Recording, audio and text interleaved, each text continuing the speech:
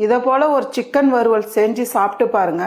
இதோட டேஸ்ட் ரொம்பவே அட்டகாசமா இருக்கும். இப்போ ஒரு மிக்ஸி ஜார் வச்சுக்கலாமா. 1 டேபிள் ஸ்பூன் அளவுக்கு மல்லி சேர்த்தலாம், 1.5 டேபிள் ஸ்பூன் அளவுக்கு மிளகு சேர்த்தலாம், 1 டீஸ்பூன் ஜீரகம் சேர்த்தலாம். இது கூடவே கருப்பு எள்ளு 1 டேபிள் ஸ்பூன் அளவுக்கு சேர்த்துக்கலாம். ஒரு 6 கிராம்பு, சின்னதா 2 துண்டு பட்டை, மிளகாய் தூள் 1 டேபிள் ஸ்பூன் அளவுக்கு, 1/4 டீஸ்பூன் அளவுக்கு மஞ்சத்தூள். இப்போ இதெல்லாம் சேர்த்து நல்லா அரைச்சி எடுத்துக்கலாம். தண்ணி ஊத்தாதீங்க, அப்படியே அரைச்சி எடுத்துக்கங்க. நான் வந்து 3/4 கிலோ சிக்கன் எடுத்து கழுவி சுத்தம் பண்ணி எடுத்து வச்சிருக்கேன். நம்ம அரைச்சு வச்சிருக்க மசாலா இதுல சேர்த்தலாம். எவ்வளவு சிக்கன் எடுத்துக்கணும் அதுக்கேத்த மாதிரி தான் நான் அரைச்சு வச்சிருக்கேன். கூடவே 1.5 டீஸ்பூன் அளவுக்கு இஞ்சி பூண்டு பேஸ்ட் சேர்த்துக்கலாம். 1 டீஸ்பூன் அளவுக்கு லெமன் ஜூஸ் சேர்த்துக்கலாம். கூடவே தேவையான அளவு உப்பு சேர்த்துக்கலாம். இது கூடவே 1 டீஸ்பூன் அளவுக்கு எண்ணெய் சேர்த்துக்கலாம். நல்லா கலந்து விட்டுருங்க. இந்த அளவுக்கு நல்லா கலந்து எடுத்து வச்சிருங்க. இப்போ ஒரு கடாயில ஒரு 3 டேபிள் ஸ்பூன் அளவுக்கு எண்ணெய் சேர்த்தலாம். 10 பல்லு பூண்டு எடுத்து நல்லா தட்டி வச்சிருக்கேன். கூடவே 2 பெரிய வெங்காயம் நீளமா கட் பண்ணி வச்சிருக்கேன். இதையும் சேர்த்துக்கலாம். இது ரெண்டும் சேர்த்து நல்லா வதக்கிடுங்கம்மா. ஃபர்ஸ்ட் இந்த அளவுக்கு வதங்கினதும்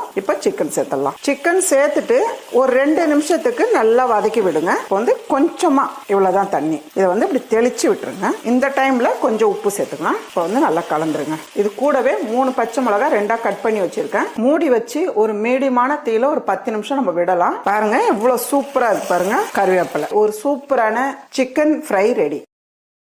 Download ShareChat.